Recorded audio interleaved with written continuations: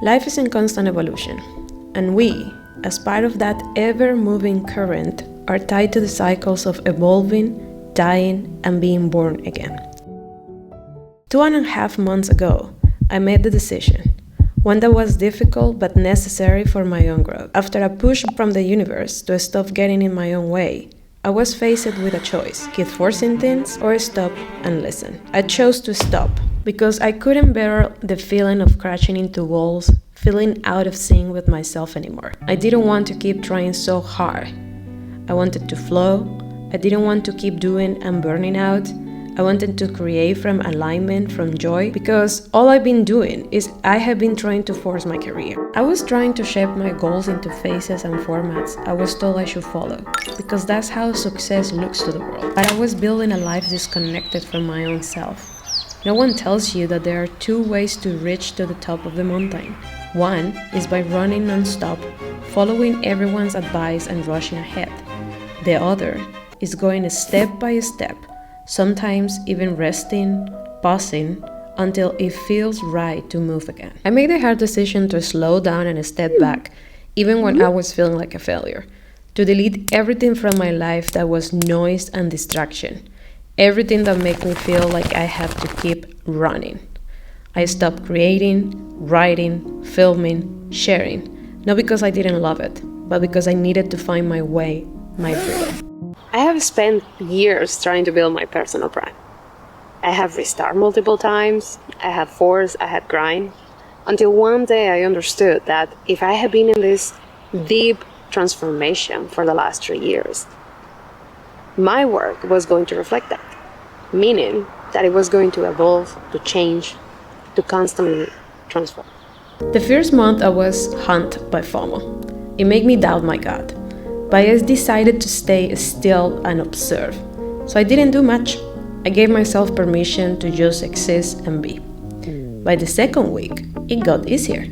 I became comfortable with just being, without sharing, without producing. But after 4 weeks, something happened. A call came from within. A reminder that my dream hasn't disappeared. This is what you're meant to do. That voice was still there. So I decided to give it a try. Slowly, I allowed my creativity back in. And in this last month and a half, I have been learning what it truly means to follow your own path. So what does it mean? It means to have the courage without hesitation to do what is right for me. To drop, to cut, to pause. To take the tours, and to start all over again as many times as is necessary. It means to stay true to myself, even when I cannot keep up with the world. To pause when it's time, and to accelerate when it's right. I have found that one of the biggest reasons why we are so afraid to follow our own path is because we don't want to be seen as a failure. We don't want to disappoint ourselves. But would it be worse to succeed at something that is emptying us? To keep feeding the expectations of others even when we are starving our own soul? I thought so. I have a natural passion and ability to talk about spirituality and personal growth, but I'm also an artist with multiple interests.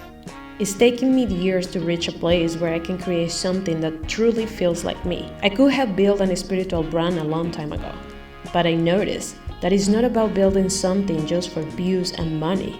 It's about building my own unique print. So even though this path is taking me longer, I have come to this truth. This is what I want to do. This is what my soul craves to do. But it's not just about doing it. It's about following the process of doing it my own way. I'm still on the path. I have reinvented myself more times than I can even count. I just rebranded my entire identity. And it probably won't be the last time. But now I accept. My career, my goals, my relationships, everything that I do will evolve as I do. They will shift, they will change, they will adapt with every new version of me. And that's why I have to be humble and understand that following my path means going through this process for the rest of my life. Nothing I do will ever stay the same. So instead of racing to the top just to be taken seriously, I have chosen the path that it feels and looks more like me.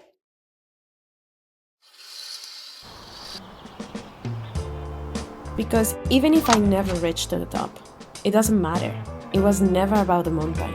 It was about how I chose to climb.